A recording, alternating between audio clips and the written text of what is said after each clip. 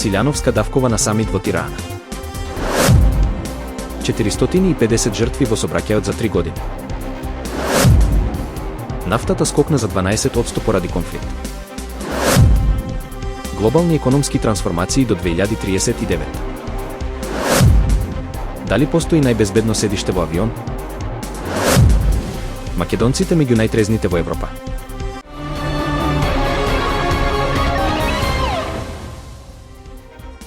Председателката Гордана Силјановска-Давкова учествуваше на самитот за Западен Балкан во Тирана, организиран од Европскиот совет за надворешни односи. Таа на настанот ја потенцираше важноста на европската перспектива на регионот и ја нагласи потребата од стабилност и заедничка иднина. Во своето обраќање, Силјановска-Давкова ги повика лидерите од регионот да ја засилат соработката, но и да ги спроведат неопходните реформи. Таа истакна дека патот кон ЕУ не е само геополитичко прашање, туку цивилизацијски избор. На маргините на самитот, председателката оствари и билатерални средби со повеќе регионални лидери, при што разговараа за конкретни иницијативи за економска поврзаност и млади. Според неа, потребна е енергија на регионално ниво за да се подобри секојдневието на граѓаните. Силјановска-Давкова испрати порака дека земјите од Западен Балкан мора да го забрзаат процесот на интеграција со Европската унија преку заемна поддршка, разбирање и транспарентни политики. Во изминатите 3 години, на патиштата низ Македонија загинале 450 лица, покажуваат податоците на Ал Джезира Балканс. Високата стапка на смртност во однос на бројот на жители ја става земјата меѓу најзагрозените во регионот кога станува збор за безбедноста во сообраќајот. Како клучни причини за несреќите се посочуваат пребрзото возење, прекршувањето на правилата и слабиот надзор на патиштата. Специјалистите апелираат за воведување на построги казни, подобрување на инфраструктурата и едукативни кампањи за зголемување на свеста кај учесниците во сообраќајот. Цените на нафтата пораснаа за повеќе од 12% минатата недела, достигнувајќи го највисокото ниво од крајот на јануари. Причината е стравот од прекин на снабдувањето откако Израел изведе неочекуван напад врз ирански нуклеарни постројки и ракетни капацитети. На лондонскиот пазар барелот се зголеми на $74,25, додека на американскиот пазар достигна $72,95. Тензиите меѓу Израел и Иран ја влошија безбедносната состојба во Ормудскиот теснец, низ кој дневно се транспортираат милиони барели нафта. Меѓународната агенција за енергија соопшти дека ја следи ситуацијата и дека е подготвена да интервенира со нафта од кризни резерви, доколку дојде до сериозен прекин на глобалното снабдување. Трговците и аналитичарите предупредуваат дека натамошна ескалација би можела дополнително да го зголеми ризикот за пазарите. Светската економија се наоѓа во динамична трансформација, а најновиот извештај на Центарот за економски и бизнис истражувања предвидува значителни промени во глобалната економска мапа до 2039 година. Според анализата, 30 земји ќе доминираат според својот бруто домашен производ, при што САД ќе останат на врвот, а Кина ќе ја следи веднаш зад нив. Меѓутоа, најзначајниот тренд е забрзаниот подем на азиските и африканските економии кои покажуваат силен раст и влијание. Изненадувачки е пробивот на земји како Индонезија, Египет и Бангладеш кои ќе се најдат меѓу првите 30 најголеми економии. Ова укажува на промена на старите моќни позиции и отворање на нови центри на економска моќ.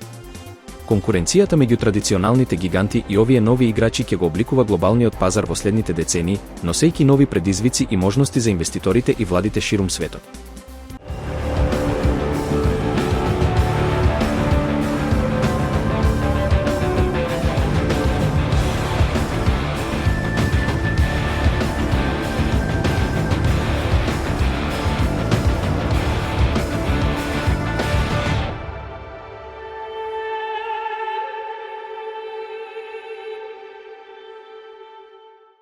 Вистина е дека случајот со патникот од авиокомпанијата Air India, кој е единствениот преживеан во авионската несреќа во која загинаа 241 лице, ја отвори дебатата дали токму неговото седиште, 11А, е најбезбедното во авионот. Вистина е дека експертите за авиација велат дека тоа не може да се утврди бидејќи авионите многу се разликуваат по конфигурација на седишта, а секоја несреќа е специфична сама по себе. Вистина е дека преживувањето често зависи од повеќе фактори. Вистина е дека секоја несреќа е различна и невозможно е да се предвиди шансата за преживување само според позицијата на седиштето, како што вели Мичел Фокс, директор на американската непрофитна организација Фондација за безбедност во воздухопловството. Вистина е дека патникот Рамеш Висвакумар, кој го преживеал падот на Боинг 787 Dreamliner, седел во седиште 11, а во близина на излезот за итни случаи и успеал да излезе преку тој излез веднаш по падот. Вистина е дека седиштето во близина на излез за итни случаи може да помогне во преживување при несреќа, но тоа не значи дека секогаш ќе биде токму 11А, бидејќи постојат различни распореди на седишта во авионите. Вистина е и дека по несреќата некои од излезите може да не функционираат доколку се оштетени при ударот. Вистина е дека истражување од 2007 година покажува дека патниците што седат поблиску до задниот дел на авионот имаат поголеми шанси да преживеат. Вистина е дека некои експерти сметаат дека делот околу крилјата е најстабилен, што го потврдува и примерот со Боинг 737 Макс од минатата година, кога отпаднал дел од страната на авионот, а оштетеното седиште останало празно. Вистина е дека најдобриот начин да ги зголемите шансите за преживување е внимателно да ги следите упатствата за безбедност на почетокот на летот, иако тоа често се доживува како рутина. Вистина е дека дисциплинираното следење на упатствата за евакуација било клучен фактор за спасување на сите патници и членови на екипажот во несреќата на Japan Airlines во јануари минатата година. Вистина е дека упатствата за безбедност главно се однесуваат на правилно врзување на безбедносниот појас и планирање на најбрзата рута до излезот. А чест совет е да се избројат редовите помеѓу вашето седиште и најблискиот излез за евакуација кога видливоста е ограничена. Вистина е и дека дизајнот на авионите е унапреден за да се зголемат шансите патниците безбедно да го напуштат авионот, особено од задниот дел при несреќи на земја или во близина на земјата. Според новата мапа на Европа објавена од Brilliant Maps, Македонија се наоѓа меѓу земјите со најниска просечна годишна консумација на жесток алкохол, само 0,9 литри по лице. Во оваа анализа се вклучени пијалаци како водка, виски, ракија, рум, бренди и ликер. Најмала потрошувачка имаат и Босна и Херцеговина, како Италија, Шведска, Норвешка и Турција, со по 1 литар по лице. Од соседството повеќе пијат бугарите, црногорците и србите. На врвот се Летонија, Литванија, Белорусија и Полска.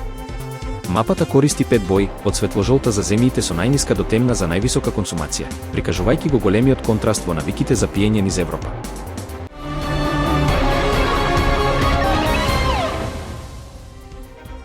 Силјановска давкова на самит во Тирана.